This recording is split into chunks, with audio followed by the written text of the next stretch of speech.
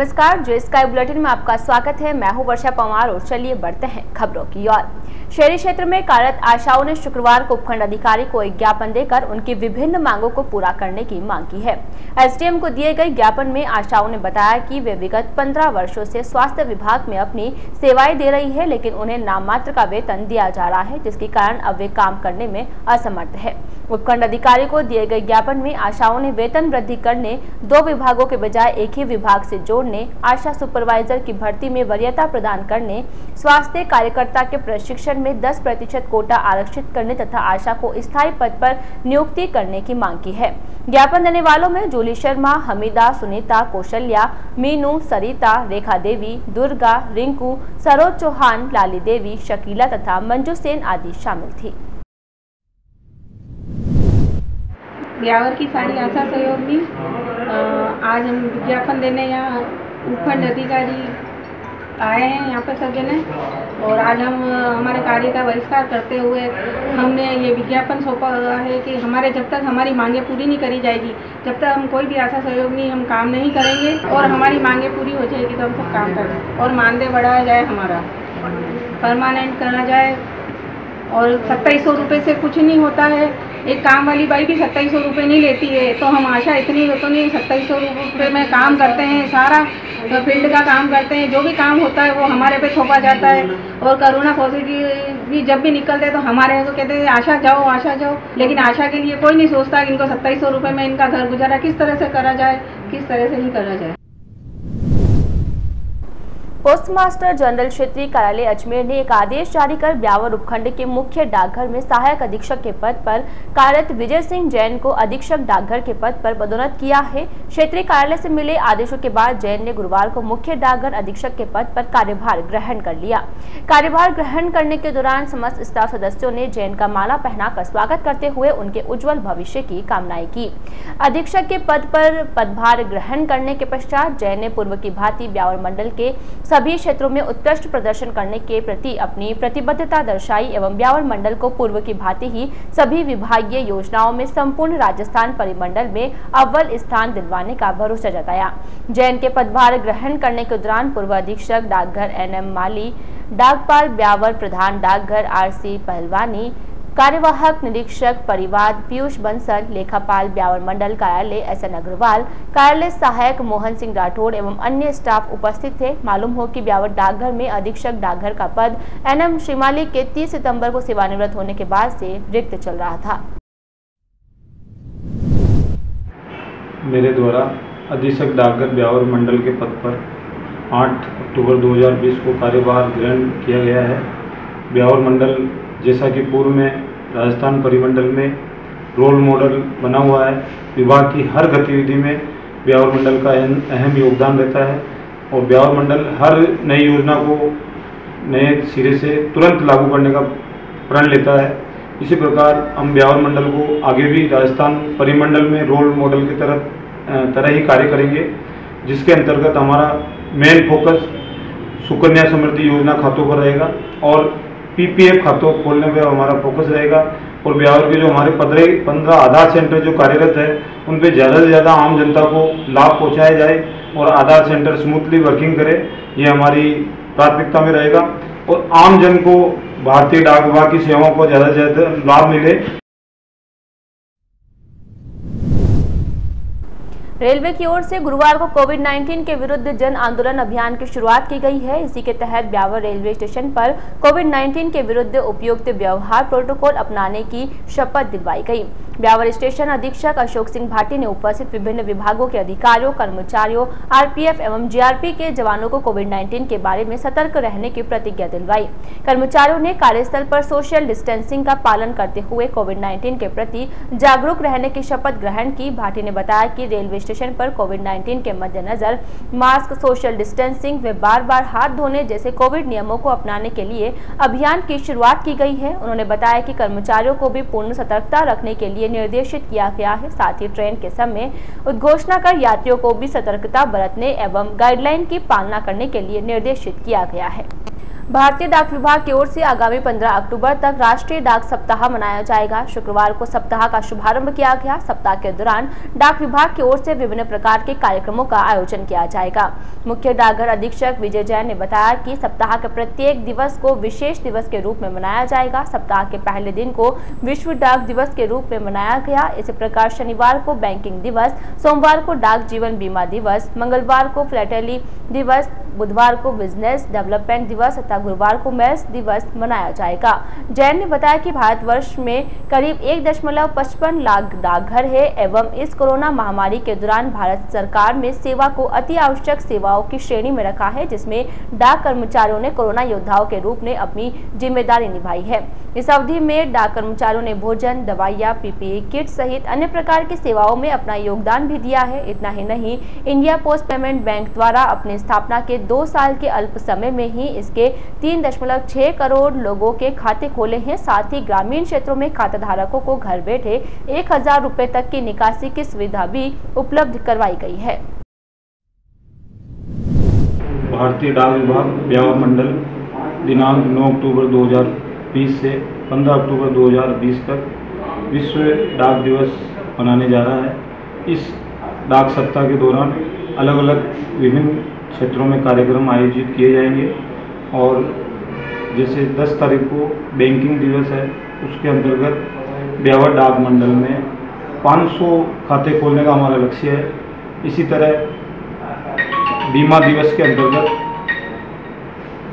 हमारे को ग्रामीण डाक जीवन बीमा एवं डाक जीवन बीमा के क्षेत्र में 1 करोड़ का नया व्यवसाय करने का हमारा उद्देश्य है।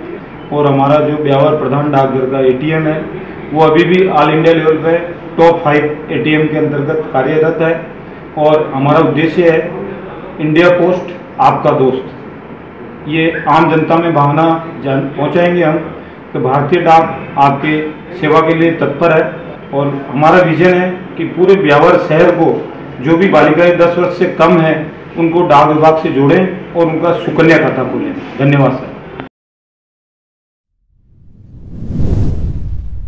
शहर में सफाई व्यवस्था सुचारू रहे, इसके लिए उपखंड अधिकारी के निर्देशानुसार परिषद टीम द्वारा 10 दिन पहले अभियान शुरू कर शहर के विभिन्न स्थानों से कचरा डिपो हटाने का काम शुरू किया गया। गुरुवार को उपखंड अधिकारी श्वेता चौहान ने बैठक बुलाकर इसकी समीक्षा की। साथ ही अन्य 5 कचरा डिपो हटाने के लिए टीम को भी निर्देश दिए। कोरोना संक्रमण से बचाव व रोकथाम के साथ शहर में सफाई व्यवस्था भी सुचारू रहे, इसके लिए उपखंड अधिकारी की अध्यक्षता में 24 सितम्बर को बैठक आयोजित हुई थी। इसमें शहर के 60 वार्डों को 20 जोन में विभाजित कर प्रत्येक जोन के लिए जमादार के अधीन 20 सफाई कर्मचारियों की टीम बनाने पर सहमति बनी थी। साथ ही शहर में 34 स्थानों पर बने कचरा डिपो में से 19 को अघोषित मानते हुए इन्हें हटाने का निर्णय लिया गया।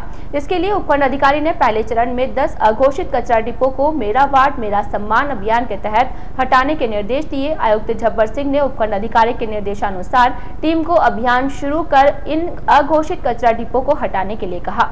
टीम ने इस दौरान ऐसे कचरा डिपो को हटाकर वहां सफाई करने के साथ ही रंगोली बनाकर क्षेत्रवासियों को जागरूकता का संदेश देते हुए मौके पर कचरा न डालने के लिए भी पाबंद किया।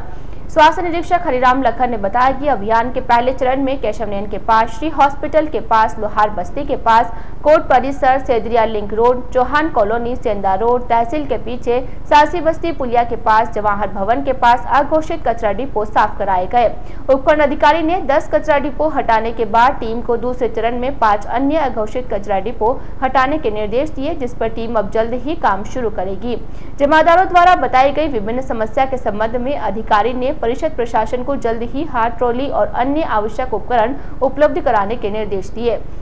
उपखंड अधिकारी ने बताया कि ऐसे स्थानों को साफ कर वहां पेड़ पौधे लगाए जाएंगे या रंगोली बनाकर जागरूकता का संदेश दिया जाएगा। यदि कोई गंदगी फैलाता है तो उसके खिलाफ कार्रवाई की जाएगी। शहर हित में शुरू होने वाला यह अभियान शहर के द्वारा शहर को समर्पित होगा। परिषद अधिकारियों ने बताया कि मुख्य बाजार में सफाई के बाद यदि कोई व्यापारी सड़क पर कचरा फैलाता है तो उससे जुर्माना वसूला जाएगा। इसके अलावा मास्क नहीं पहनने और सोशल डिस्टेंसिंग की पालना नहीं करने वालों से भी जुर्माना वसूला जाएगा। बैठक में एएन चिराग गोयल, स्वास्थ्य निरीक्षक हरिराम लखन, केसी मीणा, जमादार लक्ष्मण तेजी, अशोक जॉय, शिवराज चावरिया, मुकेश डुलगज, दुली चंद सांगेला, सुनील पंडित तथा नीरज तर्क सहित अन्य जमादार मौजूद थे।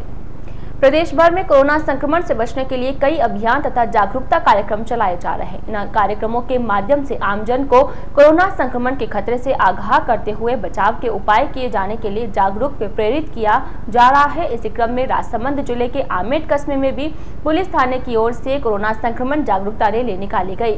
रिपोर्टर पवन वैष्णव के अनुसार आमेट थाना पुलिस की ओर से कस्बे में निकाली गई रैली के दौरान बाइक सवार पुलिसकर्मी कोरोना से बचाव के लिए सोशल डिस्टेंसिंग रखने, मास्क लगाने तथा अति आवश्यक होने की स्थिति में ही अपने घरों से बाहर निकलने के लिए प्रेरित किया। इस दौरान पुलिस की गाड़ी में इस प्रकार की मुनादी माइक के द्वारा भी की जा रही थी। पुलिस स्टेशन से शुरू हुई रैली मुख्य मार्ग, लक्ष्मी बाजार, बस स्टैंड, सब्जी मंडी, रेलवे स्टेशन तथा श्रीराम धर्मशाला मार्ग से होते हुए शहर के सभी प्रमुख मार्गों से गुजरी। ब्रेक के बाद स्वागत है आपका। ग्राम पंचायत देलवाड़ा में शुक्रवार को पालनहार योजना पेंशन तथा रास्ता विवाद निस्तारण कैंप का आयोजन किया गया। शिविर में उपखंड अधिकारी श्वेता चौहान तथा तहसीलदार प्रदीप कुमार मालवीय ने शिरकत की। शिविर के दौरान उपस्थित दोनों अधिकारी ग्रामीणों की विभिन्न समस्याओं से रूबरू हुए, साथ ही गांव की एक प्रमुख समस्या रास्ता विवाद की भी जानकारी ली। इस दौरान इस अवसर पर ग्राम विकास अधिकारी कमरुद्दीन काठा तथा पंचायत सहायक किशोर कुमार ने पेंशन एवं दिव्यांगों संबंधित सभी सूचनाओं से उपखंड अधिकारी को अवगत कराया। शिविर के दौरान देलवाड़ा सरपंच जशोदा चौधरी तथा सरपंच प्रतिनिधि पिंटू चौधरी ने एसडीएम तथा तहसीलदार को फूल के गुलदस्ते भेंट कर स्वागत किया। शिविर के पश्चात दोनों अधिकारियों ने ग्राम पंचायत देलवाड़ा में संचालित नर्सरी एवं राजकीय उच्च माध्यमिक विद्यालय में चल रहे विकास कार्यों का निरीक्षण किया। शिविर के दौरान लसाड़िया सरपंच उमर काठात, पप्पू काठात, लक्ष्मण काठात, पाकरियावास सरपंच आमना काठात, हुसैन काठात, उप सरपंच लक्ष्मण चांगल, गिरदावर, पांचू सिंह, जसराज कटरिया, पटवारी गोपाल गुर्जर, बनवारी लाल, रामकरण यादव, आंगनबाड़ी कार्यकर्ता भंवरी देवी, ममता देवी, मंजू देवी, पिस्ता देवी, वार्ड पंच रणजीत खोजा, रायचंद तथा ई मित्र संचालक योगेश आदि उपस्थित थे। प्रदेश के सरकारी महाविद्यालयों में राजीव गांधी विद्यार्थी सेवा केंद्र स्थापित किए जाएंगे। आयुक्तालय कॉलेज शिक्षा की ओर से प्रदेश के समस्त सरकारी महाविद्यालयों को अपने संस्थान में केंद्र स्थापित करने के निर्देश जारी किए गए हैं। सरकारी महाविद्यालयों में सेवा केंद्र की स्थापना करने का मुख्य उद्देश्य वहां अध्ययनरत विद्यार्थियों को परामर्श देना है, जिससे विद्यार्थी परामर्श केंद्र का लाभ उठाकर अपने भविष्य के प्रति योजना बना सके। आयुक्तालय की ओर से जारी निर्देशों के तहत समस्त राजकीय महाविद्यालयों में विद्यार्थियों के प्रवेश, अध्ययन, परीक्षा, रोजगार सहित अन्य विषयों पर उचित परामर्श देने के उद्देश्य से प्रदेश के समस्त सरकारी महाविद्यालयों में राजीव गांधी विद्यार्थी सेवा केंद्र की स्थापना की जाएगी। निर्देशों के मुताबिक महाविद्यालय प्रबंधन को सेवा केंद्र के लिए एक परामर्शदाता की नियुक्ति भी की जाएगी। यह परामर्शदाता केंद्र में आने वाले विद्यार्थियों के संशय को समाप्त कर उन्हें उचित परामर्श देगा। सार्वजनिक निर्माण विभाग को प्रधानमंत्री ग्रामीण सड़क योजना के तहत अजमेर सर्किल के 18 सड़क मार्गों का लगभग 106 करोड़ 49 लाख रुपए की लागत से नवीनीकरण किया जाएगा। इनमें ब्यावर खंड के भी 5 मार्ग शामिल है।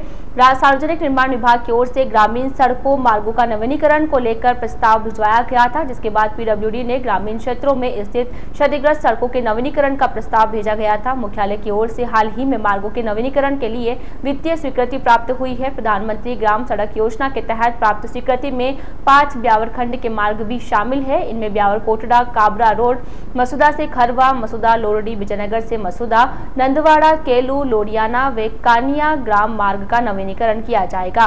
गौरतलब है कि गत लंबे समय से ग्रामीणों द्वारा इन मार्गों के नवीनीकरण की मांग की जा रही थी। मार्ग नवीनीकरण होने के बाद हजारों ग्रामीण इससे लाभान्वित होंगे। इसके साथ ही मार्ग पर होने वाली दुर्घटनाओं में भी कमी आएगी।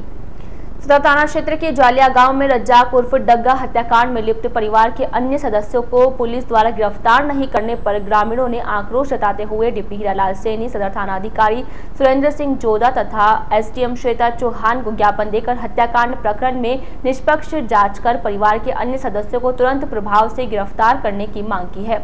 इस हेतु ग्रामीणों द्वारा दिए गए ज्ञापन में बताया गया कि प्रकरण में पुलिस ने महज एक आरोपी खलील हुसैन उर्फ पिंटू को गिरफ्तार किया है, जबकि प्रकरण में आमिर हुसैन, अनवर हुसैन तथा हत्याकांड में सहयोग देने वाले 4-5 अन्य लोग भी शामिल हैं। ग्रामीणों ने बताया कि प्रकरण में लिप्त शेष आरोपी गांव में खुलेआम घूम रहे हैं और मृतक रज्जाक के परिवार के सदस्यों पर मुकदमा वापस लेने का दबाव बना रहे हैं। साथ ही ऐसा नहीं करने पर उन्हें जान से मारने की धमकी भी दे रहे हैं, जिससे मृतक रज्जाक के परिवारजनों में भय का माहौल बना हुआ है। ग्रामीणों ने रज्जाक उर्फ डग्गा हत्याकांड प्रकरण में निष्पक्ष जाँच करवाकर प्रकरण में लिप्त अन्य लोगों को भी जल्द से जल्द गिरफ्तार गिरफ्तार करने की एसडीएम चौहान से मांग की है। ज्ञापन देने वालों में एडवोकेट रहमत काठात, अमीन काठात, बीरम काठात, सिकंदर काठात, कादर काठात, फिरोज खान, धर्मेंद्र सिंह, हाकम काठात, वीरेंद्र सिंह, आलम काठात, गोविंद काठात, अजमन खान, सज्जन सिंह, कालू, पुष्पेंद्र, जीतू देवी तथा इकराम सहित अन्य ग्रामीण मौजूद थे। जालिया में जो मर्डर हुआ है उसमें 2 भाई शामिल थे और भी उनके परिवार के लोग शामिल थे। अभी तक उनकी गिरफ्तारी नहीं हुई, एक को सिर्फ गिरफ्तार किया है। लोगों में आक्रोश है ताकि जो भी उनमें शामिल हो मर्डर में उनको गिरफ्तार किया जाए। इसी वजह से गांव के लोग इकट्ठे होकर आए हैं। पूरी जांच में कोई जो भी उसमें संदेह के घेरे में हो उनको गिरफ्तार किया जाए, ये गाँव वाले उम्मीद करते हैं।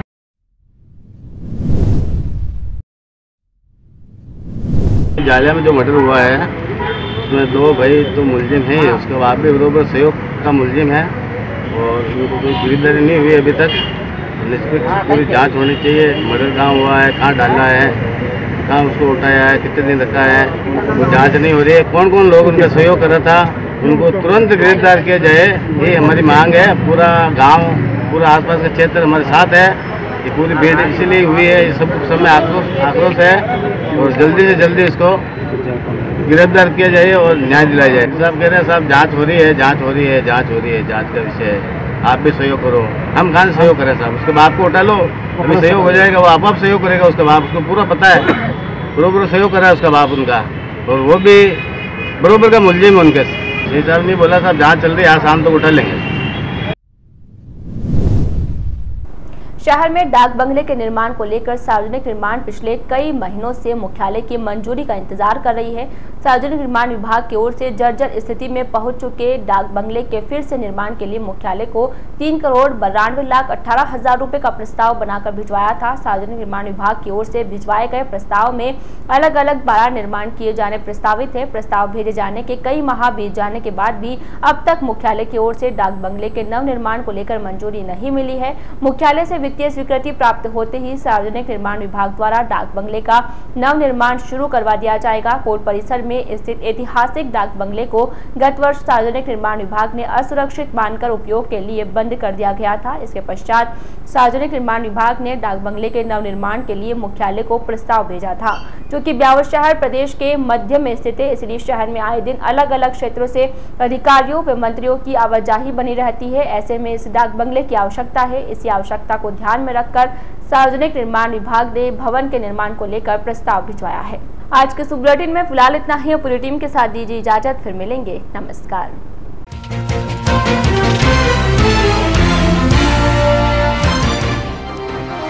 विभिन्न मांगों को लेकर आशाओं ने दिया एसडीएम को ज्ञापन, स्थायी रूप से पदस्थापित करने की रखी मांग।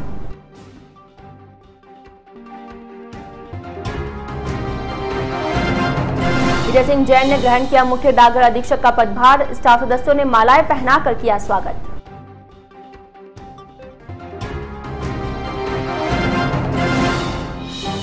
रज्जाक उर्फ डग्गा हत्याकांड मामले में ग्रामीणों ने दिया प्रशासन को ज्ञापन, हत्याकांड में लिप्त अन्य आरोपियों को गिरफ्तार करने की रखी मांग। और दिलवाड़ा में पालनहार योजना पेंशन शिविर आयोजित, एसडीएम श्वेता चौहान ने किया शिविर का निरीक्षण।